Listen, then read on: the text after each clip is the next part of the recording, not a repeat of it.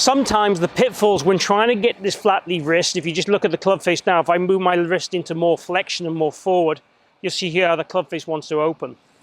If I do it with a slight bit of rotation, you see that face stays beautifully square, and that gives us the strongest look at impact. So when we create shaft lean, it's important the arm does not disconnect from the body, and it's important we rotate or supinate our arm and wrist as we do it. That achieves the best possible impact. So the flat left wrist at impact is really important if we want to control the golf ball. We see nearly every tour player and elite ball striker have a flat left wrist or a wrist inflection or bowed at contact. Yet we see most amateurs, I really make that point, most amateurs have what we call a cup left wrist at impact. So we're going to share with you today how we get that flat left wrist at impact consistently. So let's just look at this in a bit more in detail. We start off the golf swing with our wrist in what I would call a cupped position or an extended position. In the backswing, it stays extended for me till probably about belly button height. Then it gets flat around about your ribs, and it would stay flat then to the top of the backswing ideally. Mine has some cupping in it, I know, but it would stay flat or flattish to the top or flexed. So most elite players would have a maximum of 10 degrees of extension at the top, which is not very much at all. Then in downswing, that number would decrease and the wrist would get more bowed, more flat like this, all the way until we get to impact. Now some players will switch on more earlier and some switch on more later, but the trend is always going to be into more flexion as we come down. And that impact then we'd see about 10, 15 degrees of what we call wrist flexion impact with most elite ball strikers.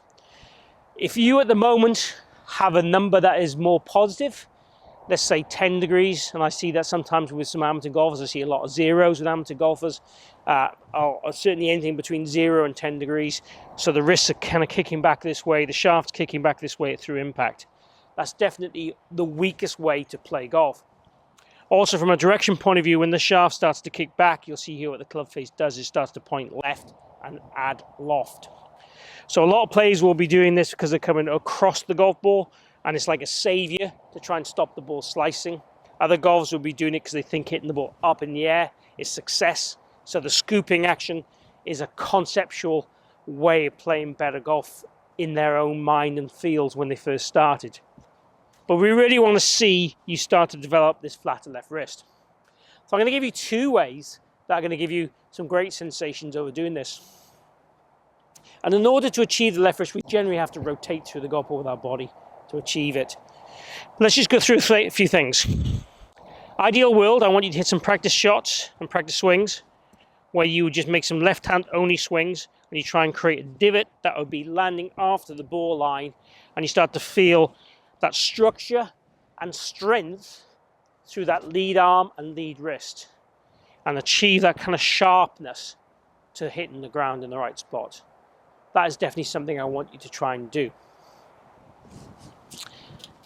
Secondly to this, I would like you to take a rod and put it in your lead armpit and hold the golf club with it too, lead hand, and make some swings. This is going to make you rotate and at the same time keep that lead wrist in that kind of structure. So it's a bit fidgety and a bit awkward, but the idea is if you're in your tilted position, again just make a little half swing. Let's try and grip it on top there a little bit more. You start to feel that move. So lead arm going down through the lead hand like that. That is what we want to achieve. And this is all ready to feel that connected rotation and structure through the ball. Let's just try a little ball doing that.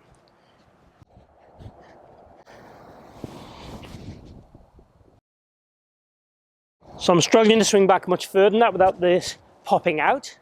But certainly through the golf ball there, it gave me a feeling of opening up with my body and creating that lead wrist structure and sensation and flexion.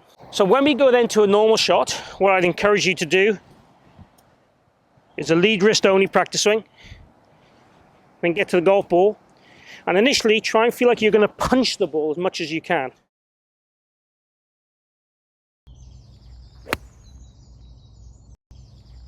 To really give you the feeling of digging deep after the ball then turf contact, get that lead wrist feeling flat.